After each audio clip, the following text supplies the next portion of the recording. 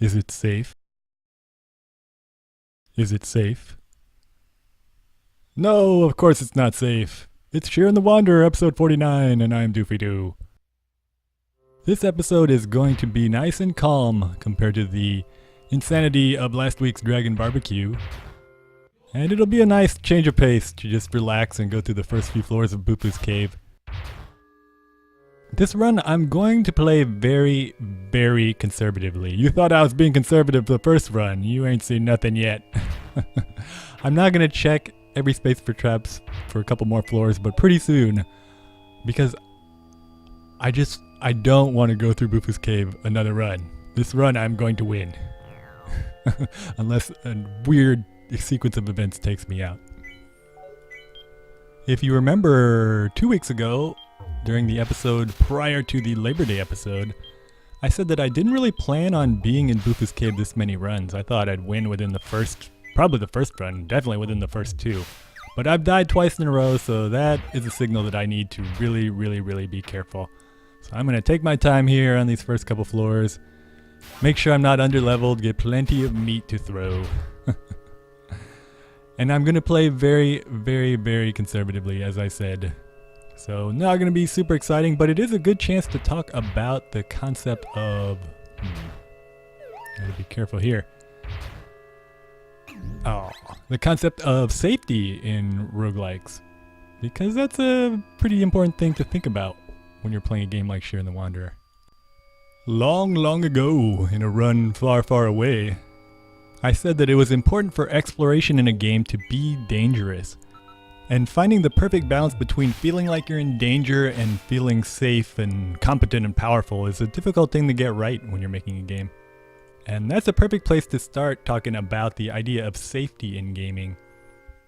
I remember the first time I played Resident Evil, the very first Resident Evil on the PlayStation, was really the first time I felt unsafe during a game. Of course, I played games previously where there was a lot of enemies around me and I was about to die and my heart rate accelerated. You know, in Zelda, if there's tons of dark nuts around you, you're thinking, oh my gosh, I've only got half a heart left. If I get hit one more time, I'm going to die. And there's a lot of tension, but you never really feel unsafe. I suppose one good distinction would be the idea of terror versus the idea of horror.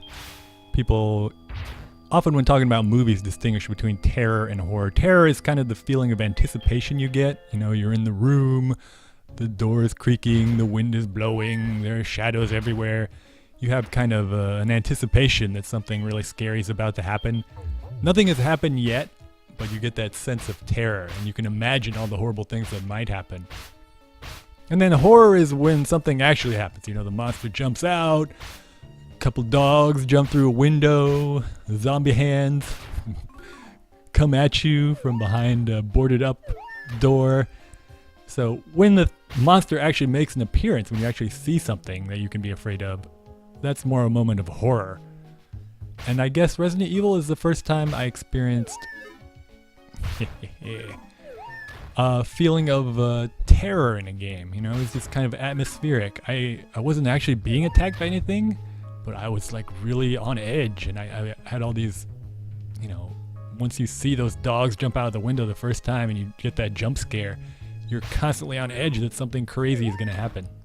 And Shiren doesn't actually make you afraid in that way, but you are always kind of a little bit nervous. There is a feeling of tension, and that's a very important component to a good roguelike.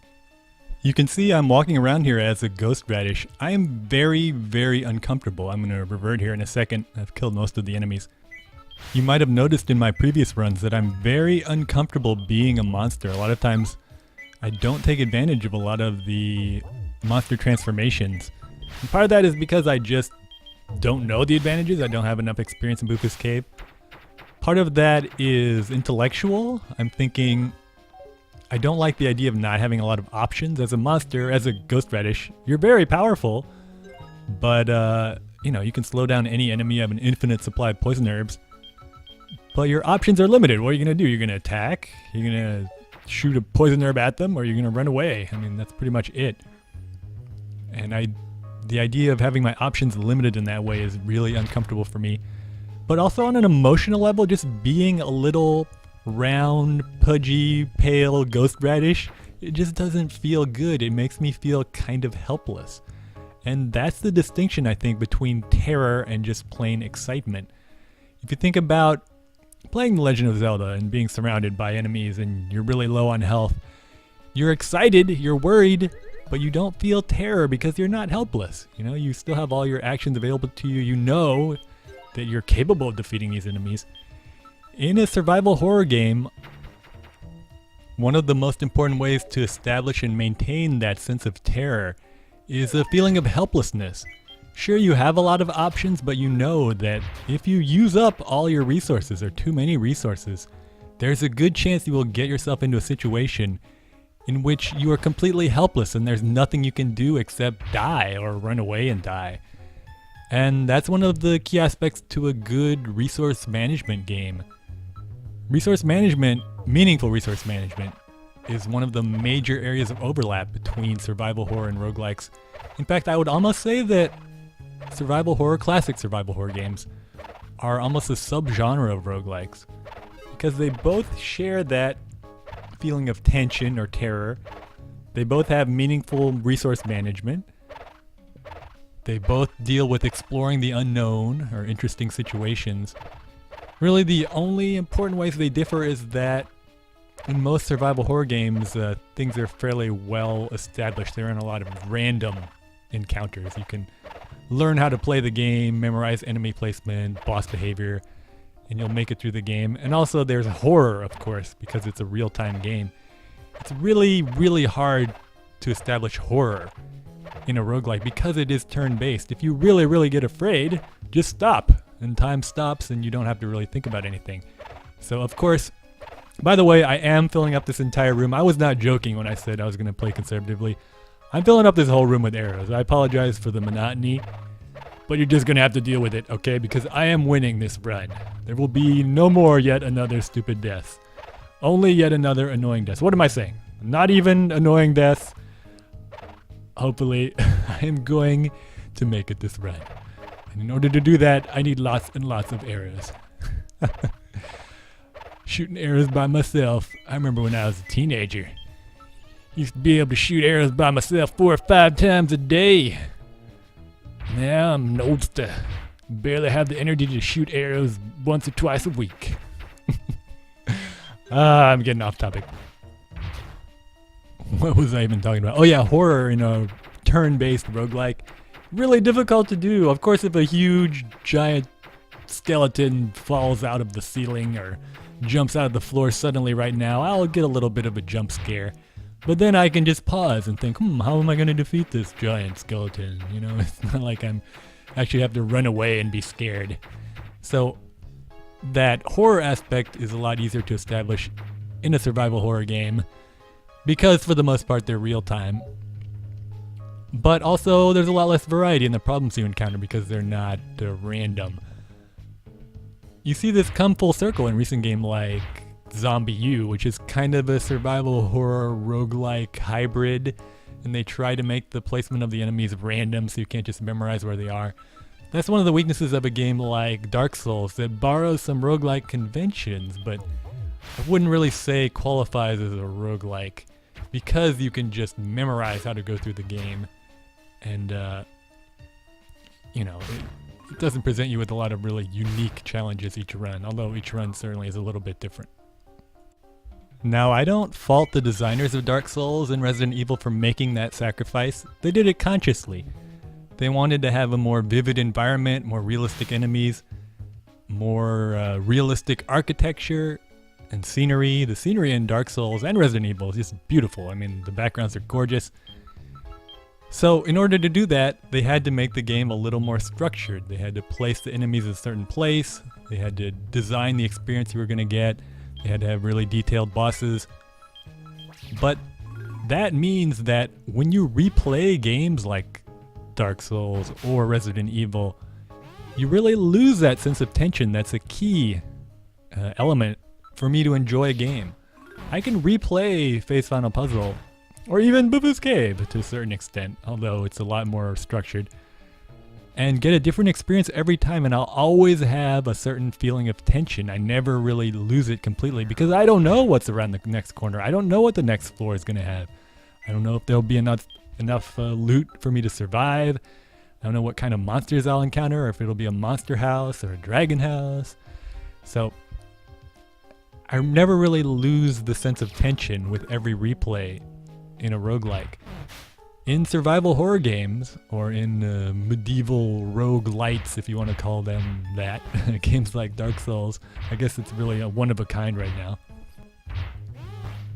I completely lose any sense of terror when I replay the game. And some people enjoyed that. And I enjoy that too, to a certain extent. Replaying the game, learning a little bit more of the meta game, becoming more skilled, being able to beat the game more easily, defeat the bosses the most efficient way.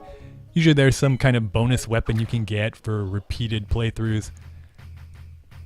But in the end, those are weak substitutes, or at least they aren't satisfying substitutes for me. They don't match a game like Shiren, in which I never really lose the sense of tension. I never feel completely safe. Remember when I was in the Labor Day episode, I said do not do as I did and bring all those rare items, especially the Dragon Kill X, but the Cabra Reborn and Stormwar plus 99, don't bring them on a floor with Rice Changers, especially not in a jar, because you're never safe. I don't care how awesome your equipment is in Shiren. You are never safe. There is always a theoretical sequence of events that could kill you. Not just take away all your equipment, which sucks, but could kill you. I said, of course, a nerdy bird can electrify your revival herbs. I better be careful here. Get a couple more rice balls. Just on the rice changer floor, I could step on a... Oh! He rice balled my extra Bufu's cleaver. I wasn't conservative enough. I should have put that down. I could have stepped on a slowness trap. There was a time when I was just a couple steps away from a rice changer. Rice changer could have walked right up, rice balled my Cabra Reborn and Stormwar plus 99. And that would have been horrible, obviously. I said before that I love the Roid Kitty as a monster. The Roid Kitty means that you are never, ever safe in this game. Because the Roid Kitty can always throw an enemy right next to you. And it could be an enemy that can rice change you. So, I don't care what equipment you have in Shiren the Wanderer. I'm going to do a Ravine of the Dead rescue. Actually, a couple Ravine of the Dead rescues in an episode coming up here. I'm going to bring a ton of stuff to try to be as safe as possible. And it's almost necessary to do in Ravine of the Dead. But there's always a chance. There's always a chance that you could die. And I love that. I love that feeling of never being completely sure if I'm going to make it. Never feeling completely safe. Like right now, I do not feel so great about this. Let me pay attention here for a second. I'm not taking any chances. I'm going to try to change this guy into a mammal, I think. Hopefully I don't miss. Alright. Yeah, you're never safe, no matter how much of the metagame you know in Shiren. And really, Shiren is not about memorizing a lot of tiny little details about the metagame like some roguelikes can be. It's mainly about learning a few basic concepts and applying them and combining them in interesting ways, which I appreciate a lot more. But you're never safe. In Shiren the Wanderer, it's always a little bit dangerous. And that's one of my most favorite things about the game. Alright, we're getting close to the end of the episode here. I don't want to talk too long about the same thing over and over. I am going to introduce a new monster every episode. So this episode, in order to keep things a little bit less safe, used to be that the Ndulu or Dubba enemy could impersonate stairs, and that was really annoying in a shop because they did a lot of damage in the original. They don't do that in this episode, or this remake, and that's fine, but I'm going to reintroduce an enemy that's similar to one in Shiren DS2, a spider. There's a spider that kicks the stairs across the room. It looks really hokey and lame, so I'm not going to keep that power, but that spider is going to impersonate stairs. It's going to be a false set of stairs, and the trap armband is not going to reveal it.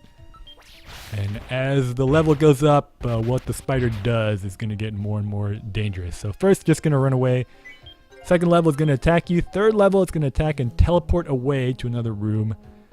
And the 4th level false stair spider enemy is going to paralyze you and then teleport away to the room with the real stairs.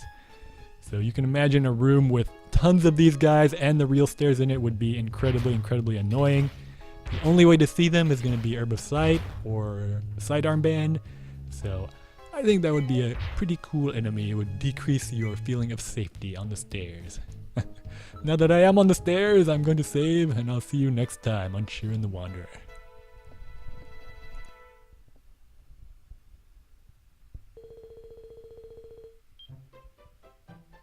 You can play if you want to, just know you will surely die.